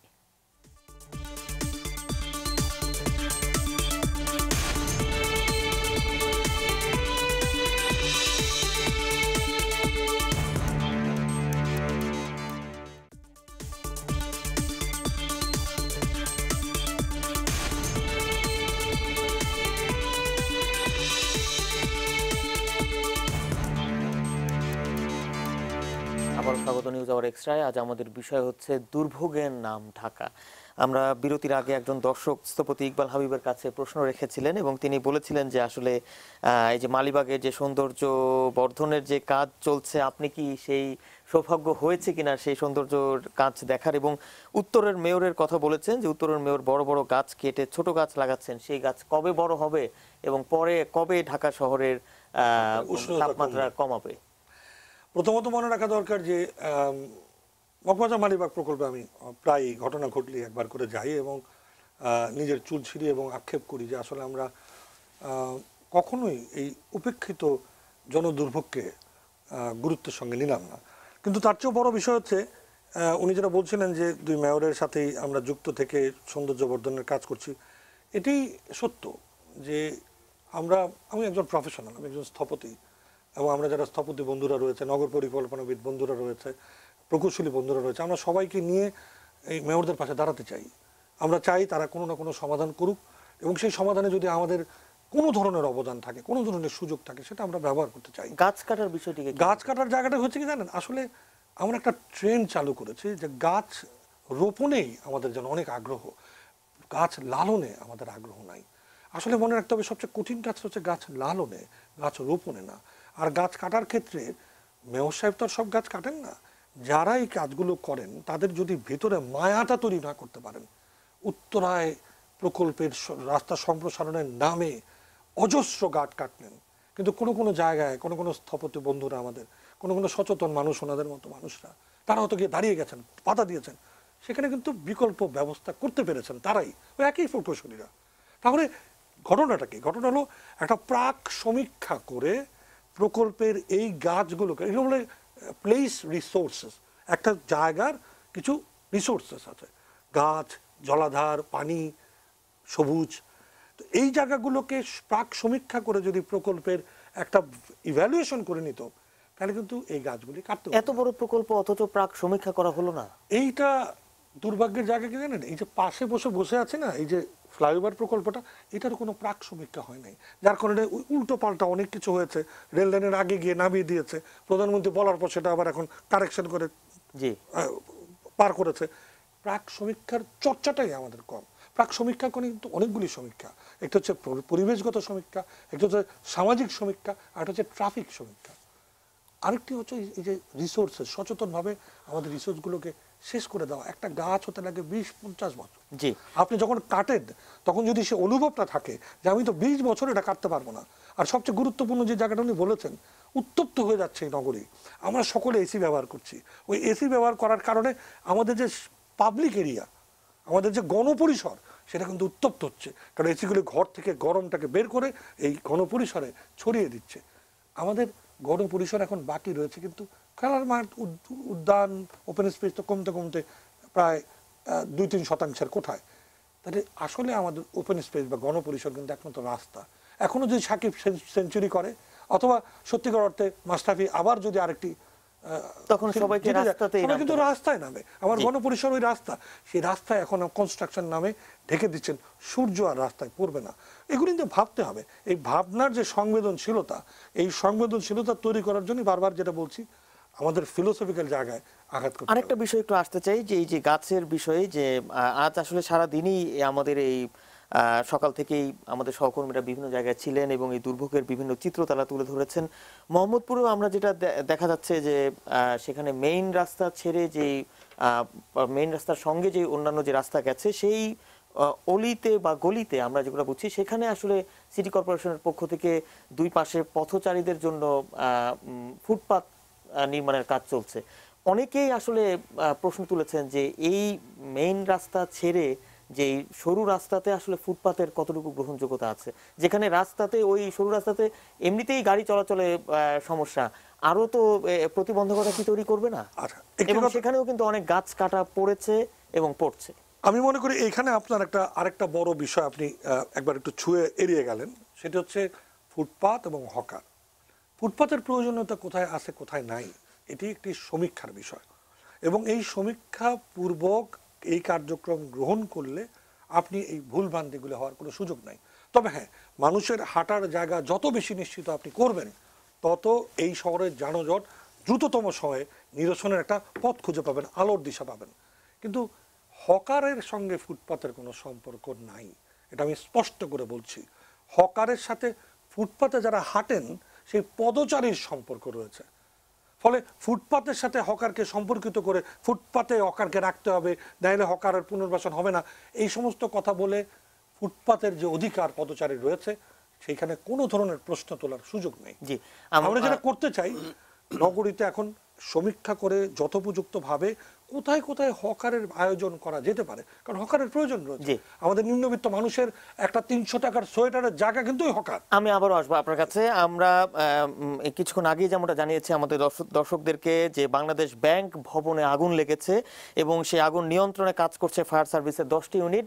বাংলাদেশ ব্যাংক ভবনের সামনে ঠিক এই মুহূর্তে আছেন আমাদের সহকর্মী সাদাত হাবিবি সেতু। আমরা এখন তার কাছ থেকে একটু যাব। সেতু, আপনি আছেন সেখানে, আপনি একটু আমাদেরকে জানাবেন যে ঠিক কত তলায় আগুন লেগেছে এবং আগুনের পরিস্থিতি কি? আমরা যতটুকু জানি যে 10টি ইউনিট কাজ করছে। অবস্থাপনা এবং দেশের অর্থনীতির একটি বড় জায়গা কেন্দ্রীয় ব্যাংকে আমরা সন্ধ্যা রাত 9:30টার দিকে আসলে আমরা অগ্নিকাণ্ডের ঘটনাটি শুনতে পাই এবং তারপরে আসলে আমরা এখানে চলে এসেছি। তবে আপনাদেরকে আশ্বস্ত করতে পারি এতটুকু যে এই মুহূর্তে ক্ষয়ক্ষতি না জানা গেলেও আগুনটি নিয়ন্ত্রণে আনতে পেরেছে ফায়ার সার্ভিস। আমরা জানতে পেরেছি যে রাত 9:30টার দিকে এই অগ্নিকাণ্ডের সূত্রটি ঘটে। আপনি জানেন যে আজকে বৃহস্পতিবার এবং বৃহস্পতিবার হিসেবে আজকে কিন্তু সরকারি, কালকে থেকে সরকারি ছুটি, সেই হিসেবে আসলে সবাই কর্মব্যস্ত। যে মতিঝিলকে চিনে সেরকম মতিঝিলটি ছিল না, সেই হিসেবে আসলে আগুনের সূত্রপাতটি জানা যায়নি। তবে এটি আসলে দক্ষিণ কমলাপুরের যে অংশটি, সেই অংশটিতে আসলে বাংলাদেশ ব্যাংকের পিছনের দিকটিতে আসলে 14 তলায় আমরা যতটুকু জানতে পেরেছি, আমরা 14 তলায় আসলে আগুনের যতটুকু জানতে পেরেছি 14 তলায় আগুনটি লেগেছিল। ফায়ার সার্ভিসের তৎক্ষণাৎ 10টি টিম আসলে এখানে উপস্থিত হয় এবং 10টি টিম এসে আগুন নিয়ন্ত্রণের চেষ্টা করে। তবে এখন যে চিত্রটি আপনারা দেখতে পাচ্ছেন, উপরে ফায়ার সার্ভিসের বেশ কয়েকজন কর্মী গিয়েছেন এবং আগুনের প্রথম দিকে যেটি শোনা গিয়েছে যে আগুন দেখা যাচ্ছিল রাস্তা থেকেই, সেটি এখন হয়তো দেখা যাচ্ছে না এবং মূলত আগুনকে পরে আগুন নিভানোর পরবর্তী যে কার্যক্রম সেগুলো ফায়ার সার্ভিস চালিয়ে যাচ্ছে এখনো। তবে এখনো ফায়ার সার্ভিস থেকে আনুষ্ঠানিকভাবে বলা হয়নি যে আসলে ভবনটি নিরাপদ কিনা বা এই আগুনের ভবিষ্যৎটি আসলে কি, সেটি এখনো বলা হয়নি। তবে আমরা খালি চোখে যেটি দেখতে পাচ্ছি, ফায়ার সার্ভিসের কর্মকর্তারা ব্যস্ত হয়েছেন। আপনারা বিশাল একটি ক্রেন দেখতে পাচ্ছেন, এই ক্রেনটি দিয়ে একেবারে সরাসরি 14 তলায় সংযুক্ত করে আসলে আগুন নিয়ন্ত্রণে কাজ করছে। মাহমুদ, সেতু, আপনাকে অসংখ্য ধন্যবাদ আমাদের সঙ্গে সংযুক্ত হওয়ার জন্য। যেটা আসার খবর সেটা হচ্ছে যে আগুন নিয়ন্ত্রণে এবং কিভাবে আগুনের সূত্রপাত সেটা যদিও এখনো জানা যায়নি এবং 14 তলায় আসলে আগুন লেগেছে। খুব সংক্ষেপে এই বিষয়টা নিয়ে যদি একটু আমি জানতে চাই আপনার কাছে, যে স্থপতি ইকবাল হাবিব, যে এই যে বাংলাদেশ ব্যাংকে যদিও একটু আমাদের আজকের প্রসঙ্গের বাইরে, এই যে এইভাবে আগুন লাগার ঘটনা, সেখানেও তো আসলে বাংলাদেশ ব্যাংক সেন্ট্রাল ব্যাংক, কেন্দ্রীয় ব্যাংক, সেখানেও তো অবশ্যই যথাযোগ্য ব্যবস্থা বা আগুন নিয়ন্ত্রণের ব্যবস্থা রাখা হয়েছে। দুর্ভোগের নাম ঢাকার বলেছেন না আজকের অনুষ্ঠানের নাম, এটা আরেকটা দুর্ভোগের জায়গাটা কি জানেন? আমাদের কমপ্লায়েন্স কমিশন বোধহয় তৈরি করা দরকার। আমরা লিফট লাগালে সেটা যে নিয়মিত এটা তত্ত্বাবধান হচ্ছে কিনা চেক আপ করতে হয়, চেক আপ করা, সেটা আমরা করি না। ফলে আমাদের মন্ত্রী সহ লিফট ছিঁড়ে পড়ে যায় এবং সেগুলোর জন্য কোনো বিচার হয় না, কোনো প্রতিরোধক ব্যবস্থা আমরা করি না। আগুনের ব্যাপারও তাই, আমরা লিফট লাগালে আগুনের জন্য হাইরাইজ করলে তার যথোপযুক্ত আগুনের ব্যবস্থা, নির্বাপনের ব্যবস্থা, প্রতিরোধমূলক ব্যবস্থা এবং মানুষের এসকেপ করা বা পালিয়ে যাওয়ার ব্যবস্থা, সেগুলোর ব্যাপারে এই যে নিয়মিত পরিদর্শন এবং পর্যবেক্ষণ করা, সেগুলোর জন্য কোনো নিয়ন্ত্রণ কর্তৃপক্ষ নাই। এবং এই যে নিয়ন্ত্রণ কর্তৃপক্ষ না থাকা, এই যে কমপ্লায়েন্সগুলো প্রতি বছর সার্টিফাই করা, পৃথিবীর যে কোনো দেশে গেলে দেখবেন লিফটের একটা কর্নারে লেখা থাকে এটি লাস্ট অত তারিখে পর্যবেক্ষণ হয়েছিল, আবার পর্যবেক্ষিত হবে অত তারিখে। এবং এর ফলে হয় কি, এক ধরনের জবাবদিহিতা থাকে, আর আমরাও যারা ব্যবহার করি তাদের একটা আশ্বস্তের জায়গা তৈরি হয়।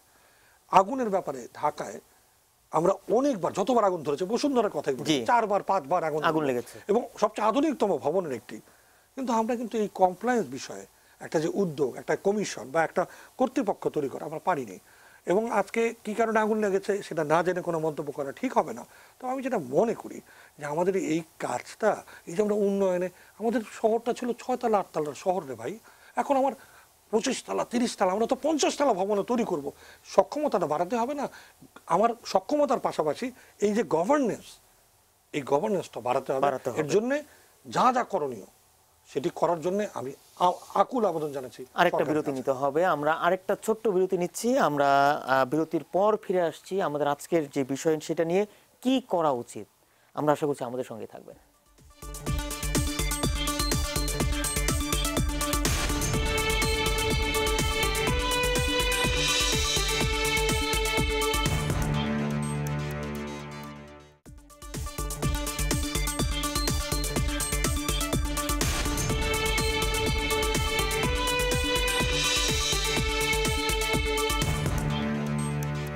প্রিয় দর্শক, বিরতির পর আবারও স্বাগত নিউজ আওয়ার এক্সট্রায়। আজ আমাদের বিষয় হচ্ছে দুর্ভোগের নাম ঢাকা। আসলে এই ঢাকার দুর্ভোগের সঙ্গে আরেকটি দুর্ভোগ যে বাংলাদেশ ব্যাংকে যে আগুন লাগার যে ঘটনাটি খুবই মর্মান্তিক একটি ঘটনা। আমরা একটু অমিতোষ পালের কাছে একটু আসতে চাই। একটু আমাদের এই যে আজকের আলোচনা থেকে আসলে আপনার আমরা একদম শেষ পর্যায়ে আজকে এসে পড়েছি, আপনার শেষ কথা একটু শুনতে চাই যে এই মুহূর্তে অনেকই সমন্বয়ের হীনতা রয়েছে, সমন্বয়ের কথা বলা হয়েছে এবং দৃষ্টিভঙ্গিগত ভ্রান্তি রয়েছে সেটির কথাও এসেছে। এবং এছাড়াও স্থপতি ইকবাল হাবিব বলেছেন যে প্রকল্প কার জন্য আসলে করা হয় তাও কিন্তু একটা প্রশ্ন এসেছে। আসলে আপনি কিভাবে দেখছেন আমাদের এখন ঠিক কি কি পদক্ষেপ নেওয়া উচিত ঢাকাকে বাসযোগ্য এবং এই দুর্ভোগের হাত থেকে রক্ষা পাওয়ার জন্য? একজন দর্শক কিন্তু বলেছেন যে দুর্ভোগের শেষ কবে আমরা জানি না। এখন যেভাবে ঢাকা শহর চলছে এভাবে তো আসলে চলতে পারে না, এটা একটা অবসান দরকার এবং আমরাও সেটা চাই। তবে আমি আগেই বলছিলাম যে একটা সিস্টেম, একটা নিয়মের ভেতরে আসুক, সেই নিয়মের মধ্যে আসলে পরে তখন মানে স্বয়ংক্রিয়ভাবেই দুর্ভোগটা কমে যাবে। এবং আর একটা বিষয়, এই যে ইকবাল ভাই বলছিলেন যে প্রকল্পগুলো নেওয়া হয় কিসের স্বার্থে, কাদের স্বার্থে? সেটা কি মানুষের স্বার্থে, দেশের উন্নয়নের স্বার্থে? এখানে উন্নয়ন বা সাধারণ মানুষের যতটা ইন্টারেস্ট তারা চিন্তা করেন তার চেয়ে তাদের ব্যক্তিগত ইন্টারেস্ট বেশি থাকে। তো সেখানে বিষয়টা হচ্ছে কি আসলে অনিয়ম, দুর্নীতি, এই তো। এবং একটা রাস্তা আমাদের আসলে ইকবাল ভাই তো বলতে পারবেন যেহেতু উনি ইঞ্জিনিয়ার মানুষ, কাজের কোয়ালিটির ব্যাপারে কিন্তু বলছিলেন যে ঠিকাদাররা যে কাজের কোয়ালিটি, যে একটা রাস্তা সাধারণ তৈরি করলে পরে মিনিমাম সেটার ধরা হয় লংজিভিটি 5 বছর। কিন্তু আমরা তো এটাও দেখি যা এই 1 বছর আগে একটা রাস্তা তৈরি করা হয়েছে, সেই রাস্তাটা এখন হয়তো ভেঙে চুরে তছনছ হয়ে গেছে। এখন আমাদের কি করা উচিত? আমরা খুব সংক্ষেপে না, সেইটাই আমি বলছিলাম যে একটা সিস্টেম সেটা ডেভেলপ করুক, অনিয়ম দুর্নীতি সেগুলা বন্ধ হোক এবং একটা সুশৃঙ্খলভাবে আমরা। আপনি কিভাবে মোকাবেলা করতে চান? অথরিটি যদি ঠিক থাকে তখন ঠিকাদার এখানে বিষয় না, এখানে অথরিটি যারা ওই প্রতিষ্ঠান চালায় সেই প্রতিষ্ঠানের লোকজন তাদের হচ্ছে ঠিক হতে হবে। এটা কি মন্ত্রণালয়ের দায়িত্ব নাকি সরকারের? যদি সিটি কর্পোরেশন বলেন তাহলে সিটি কর্পোরেশন যারা অফিসার আছে, যারা কর্মকর্তা, যারা সিটি কর্পোরেশন চালায়, ওয়াসা যদি বলেন ওয়াসার যারা এমডি থাকে, যারা এডিশনাল চিফ ইঞ্জিনিয়ার বা চিফ ইঞ্জিনিয়ার ডিএমডি যারা থাকে তারা এটা দেখবে। একজন ঠিকাদার যদি একটা ঠিকাদার যদি অনিয়ম করে তো সেটা দেখার দায়িত্ব কার? একজন এক্সিএন এর। তো এক্সিএন কখন সেটা টলারেট করে? যখন দেখে যে সে বেনিফিশিয়ারি ওইটার, তখনই তো সে সেটা সহ্য করে, যে এটা দেখেও না দেখার ভান করে, সে তার বিলটা দিয়ে দেয়, এই তো। এছাড়া তো আর কোনো বিষয় না। সেইটাই আমি বলছিলাম যে একটা সিস্টেমে আসুক, একটা নিয়মের ভেতরে আসুক, তাহলে দেখবেন যে অটোমেটিক। আর বাংলাদেশ এখন অনেক সামনের দিকে চলে আসছে। এতদিন যা হয়েছে সেটা আর আমরা ওইদিকে যাব না। কিন্তু আমি চাই, ব্যক্তিগতভাবে প্রত্যাশা করি যে এখনও তো একটা সিস্টেমের ভেতরে আসুক, এখন আমরা সামনের দিকে। আমি এই বিষয়ে একটু আসবো, তবে তার আগে আবারও একটু বাংলাদেশ ব্যাংক ভবনে যে আগুন লেগেছে সেই বিষয়ে একটু জানতে চাই। সাদাত হাবিবি সেতু, আপনি একটু আমাদেরকে জানাবেন যে আসলে এখনকার অবস্থা কি? আপনি কিছুক্ষণ আগে বলেছেন যে আগুন নিয়ন্ত্রণে, 14 তলা আগুন লেগেছিল। 9টার পরে আসলে স্থানীয়রা বলছেন 9:10 থেকে 9:15-র মধ্যে আসলে তারা আগুনটি দেখতে পান। এবং আপনারা জানেন যে এই মুহূর্তে আসলে আমরা বাংলাদেশ ব্যাংকের পিছনের দিকটিতে রয়েছে। বাংলাদেশ ব্যাংকের একদম পিছনে যে ভবনটি, এই ভবনটি মূলত 24 তলারও বেশি। এই বহুতল ভবনটির আসলে 14 তলায় আসলে আগুনের ঘটনাটি ঘটেছে। এবং আমরা আসলে এই জন্য ভবনটির পিছনের দিকে এসে পৌঁছেছি এবং ফায়ার ব্রিগেড এটি খবর পাওয়ার পরেই তারা এখানে চলে আসে। আপনি জানেন যে এটি একটি রাষ্ট্রীয় গুরুত্বপূর্ণ জায়গা এবং বাংলাদেশের সকল ব্যাংকের নিয়ন্ত্রণকারী ব্যাংক বাংলাদেশ ব্যাংক এবং বিভিন্ন নির্দেশনাও বাংলাদেশ ব্যাংক থেকে আসে এবং বাংলাদেশ ব্যাংকের জরুরি তার গুরুত্বপূর্ণতা তাই অনেক বেশি। এবং শুরুতেই আমরা যেটি জানিয়েছিলাম যে প্রথমে 10টি ইউনিট আসে, এরপর আরও 2টি ইউনিট বাড়ানো হয়, মোট 12টি ইউনিট আসলে 9:25 থেকে আসলে কাজ করা শুরু করে এবং প্রায় 10টার মধ্যে তারা আগুনটি নিয়ন্ত্রণে আপাতত আনতে পেরেছেন।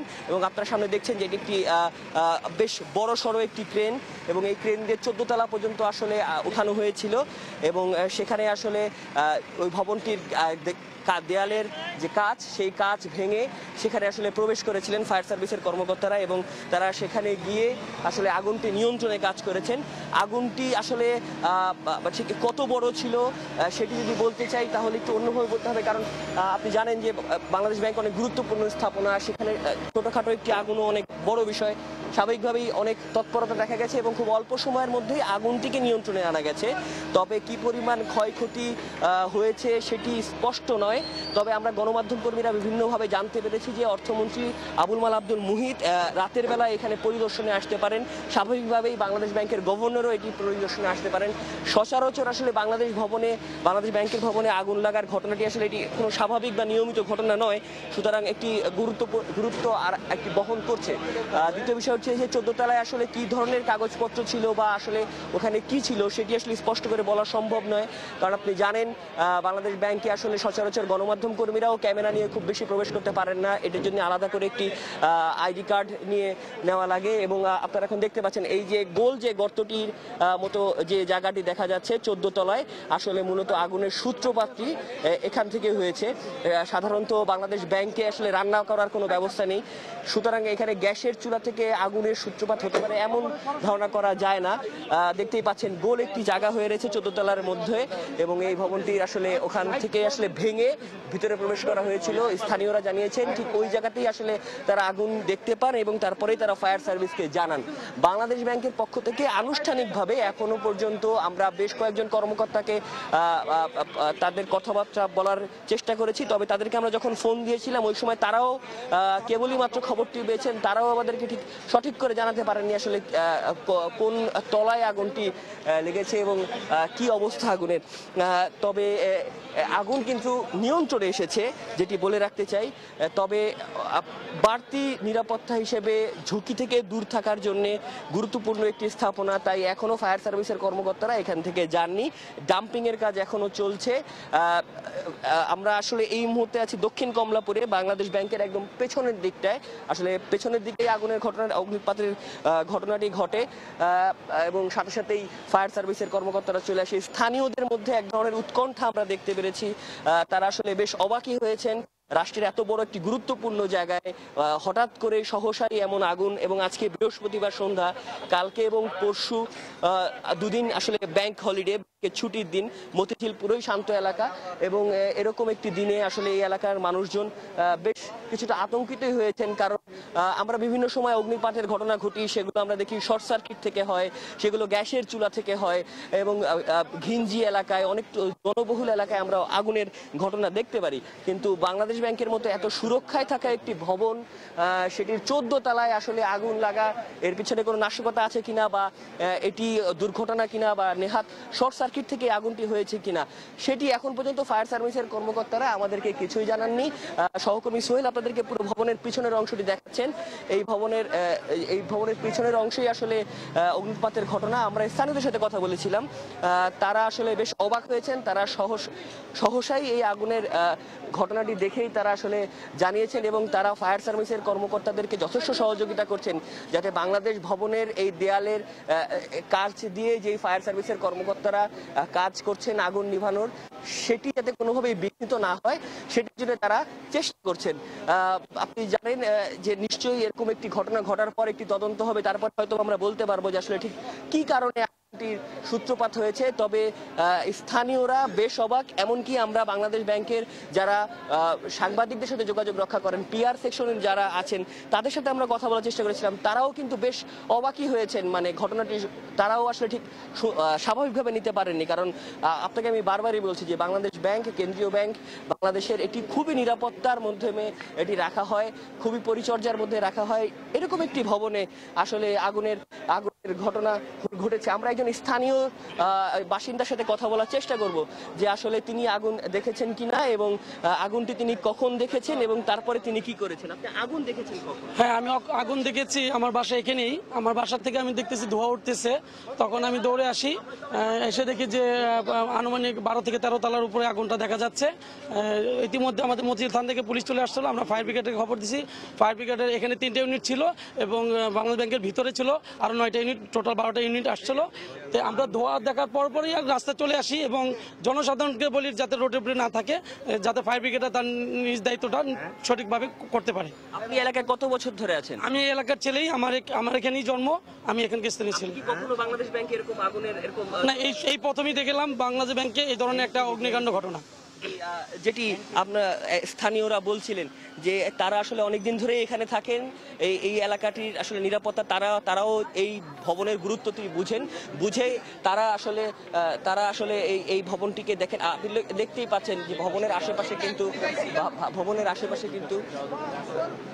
আশেপাশে কিন্তু তারা চেষ্টা করছেন যে যাতে সাধারণ উৎসুক জনতা তাদের উৎসাহ উদ্দীপনার কারণে কোনো কারণেই আসলে কেন্দ্রীয় ব্যাংকের মতো এরকম নিরাপদ জায়গা, একটু সুরক্ষিত জায়গা, একটি স্পর্শকাতর জায়গায় আগুন নিয়ন্ত্রণে কোনো রকমের ত্রুটি না হয়। এবং আমরা কিন্তু স্বাভাবিকভাবে অন্যান্য অগ্নিকাণ্ডের সময় যেরকম দেখি যে 2 সপ্তাহ আগে যখন আমরা কড়াইল বস্তিতে আগুনের ঘটনা দেখেছি, সেখানে কিন্তু আমরা আইন শৃঙ্খলা নিরাপত্তা বাহিনীকে অনেক পরে দেখেছিলাম, কিন্তু এবার কিন্তু আমরা একদম এখানে পৌঁছানোর পরে, অর্থাৎ এই স্পটটিতে পৌঁছানোর পরে আমরা পর্যাপ্ত পরিমাণ আইন শৃঙ্খলা বাহিনীর কর্মকর্তাকে দেখেছি। তবে এই মুহূর্তে ফায়ার সার্ভিস এখানে যে 3টি ইউনিট কাজ করছিল, খুব সম্ভবত তারা মোটামুটি নিশ্চিত যে এই আগুনটিতে আপাতত আর ভয়ের কিছু নেই এবং ভিতরে আপনি জানেন যে 9টি টিম আরো কাজ করছে। সো তারাও চেষ্টা করছেন যে আসলে আমরা একটু কথা বলার চেষ্টা করব একজন ফায়ার সার্ভিসের কর্মকর্তার সাথে, যিনি আসলে এখানে অপারেশনটি সরাসরি চালিয়েছিলেন। আপনার সাথে একটু কথা বলতে যাচ্ছিলাম।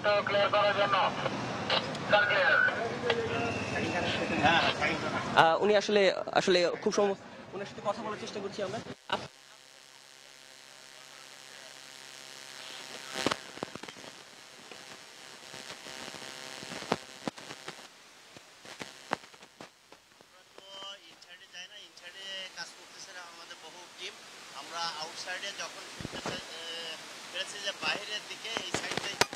আগুন লাগছে ব্যাক সাইডে, তখন আমাদের বড় গাড়ি যেটা ল্যান্ড করে ফ্লাই করে উপরে উঠতে হয়, ওইটার সাথে আমরা এই গাড়ি পানি সংযোগ দিয়ে কাজ শুরু করেছি। তো ভিতরের জিনিসটা আমরা এখনো তথ্যটা পাই নাই। তো আমাদের আপনারা জানেন, আগেই জানতে পেরেছেন যে আমাদের 12টা ইউনিট অলরেডি কাজ করছে। হ্যাঁ, আমরা আমাদের যে কার্যক্রম সেটা মোটামুটি শেষ করে আমরা সামনের দিকে এগিয়ে যাচ্ছি। আপনি তো দীর্ঘদিন ধরেই আগুন নিয়ন্ত্রণে কাজ করে আসছেন, কি কারণে আগুন লাগতে পারে বলে আপনি ধারণা করছেন? এটা ঠিক তদন্তের বাইরে বলা যাচ্ছে না। আগুনের বিভিন্ন ক্লাসিফিকেশন আছে, এসব ক্লাসিফিকেশন বিভিন্ন ক্ষেত্রে বিভিন্নভাবে হতে পারে। এই আগুনটা কিসের কারণে হয়েছে এটা তদন্ত সাপেক্ষে বলা যাবে। আপনারা জানেন যে বেশিরভাগ এগুলো সাধারণত ইলেকট্রিক শর্ট সার্কিটে হয়ে থাকে, মেজরিটি ধরে নেই আর কি। তো এইটা কোন কারণে হয়েছে এটা এখনো বলা যাচ্ছে না, তদন্তের সাপেক্ষে এটা বলা যাবে। যেমনটি মাহবুব আপনাকে বলছিলেন যে আসলে যেটি সবসময় বলা হয় যে আসলে এরকম একটি স্পর্শকাতর স্থানে আগুন লাগলে আসলে সহসাই বলে দেওয়া সম্ভব না যে আসলে কিভাবে আসলে আগুনটি লেগেছে। তবে এতটুকু আশ্বস্ত করা যাচ্ছে যে এই মুহূর্তে আসলে আগুনটি সম্পূর্ণরূপে নিয়ন্ত্রণে এবং ফায়ার সার্ভিসের যে 3টি টিম এই 14তলা ভবনের পিছন দিকটিকে, মানে ভবনের 14 তলায় আগুন লাগার যে পিছনের দিকটাতে তারা আগুনের যে সূত্রপাত, সেই জায়গাটি থেকে তারা আগুনটি আসলে নিয়ন্ত্রণে আনতে পেরেছেন এবং তারা নিয়ন্ত্রণে এনে পুরো বিষয়টিকে আপাতত নিরাপদ করতে পেরেছেন এবং খুব সম্ভবত তারা এই স্থান থেকে চলেও যাচ্ছেন। তবে আমরা আসলে বলে রাখতে চাই আসলে এই আগুনের অগ্নিকাণ্ডের ঘটনা শোনার পরপরই আসলে মগবাজার, আমি দুঃখিত আমি যদি বলি, আমি দেখছি যে নয়াপল্টন এলাকা থেকে কিন্তু দীর্ঘ একটি জ্যামের সৃষ্টি হয়েছে এবং এখানে পৌঁছতেও আমাদের বেশ বেগ পেতে হয়েছে। যেহেতু আপনাকে অসংখ্য অসংখ্য ধন্যবাদ আমাদের সঙ্গে সংযুক্ত হওয়ার জন্য। আমরা একটা বিষয় আশ্বস্ত হতে পারলাম যে আগুন আসলে নিয়ন্ত্রণে এবং বাংলাদেশ ব্যাংকের 14 তলা আগুনটি লেগেছিল। আসলে অবাক করার মতো ঘটনা, সচরাচর বাংলাদেশ ব্যাংকে আগুন লাগার ঘটনা আসলে আমরা কখনো শুনিনি এবং একটি উদ্বেগজনক ঘটনাও এটি। এবং যদিও ক্ষয়ক্ষতির পরিমাণ কি এবং কারণ কি তা আসলে তদন্ত ছাড়া বলা যাবে না। আমরা আমাদের অনুষ্ঠানের আজকের আয়োজনের একদম শেষ পর্যায়ে চলে এসেছি। আসলে আমরা হয়তো এই বিষয়ে আরো একদিন এই বিষয়ে আসলে আলোচনা করতে হবে এবং সমন্বিত যে পদক্ষেপ এবং একটি সিস্টেম দাঁড় করানোর বিষয়ে আসলে আমরা আলোচনা করছিলাম। আশা করি যে যথাযথ কর্তৃপক্ষ এই বিষয়গুলো নিয়ে তারা আলোচনায় আসবেন এবং এই বিষয়ে সমাধান করবেন। আমাদের ঢাকাবাসী বা নগরবাসী বা আমরা দেশবাসী এই দুর্ভোগের থেকে আমরা খুব অচিরেই আমরা আশা করছি যে পরিত্রাণ পাবো। আপনাদের তিনজনকে অসংখ্য ধন্যবাদ আমাদের আজকের আয়োজনে এসে আমাদেরকে সময় দেওয়ার জন্য। প্রিয় দর্শক, এই ছিল আমাদের আজকের আয়োজন। আপনারা সবাই ভালো থাকবেন, এটিএন নিউজের সঙ্গে থাকবেন।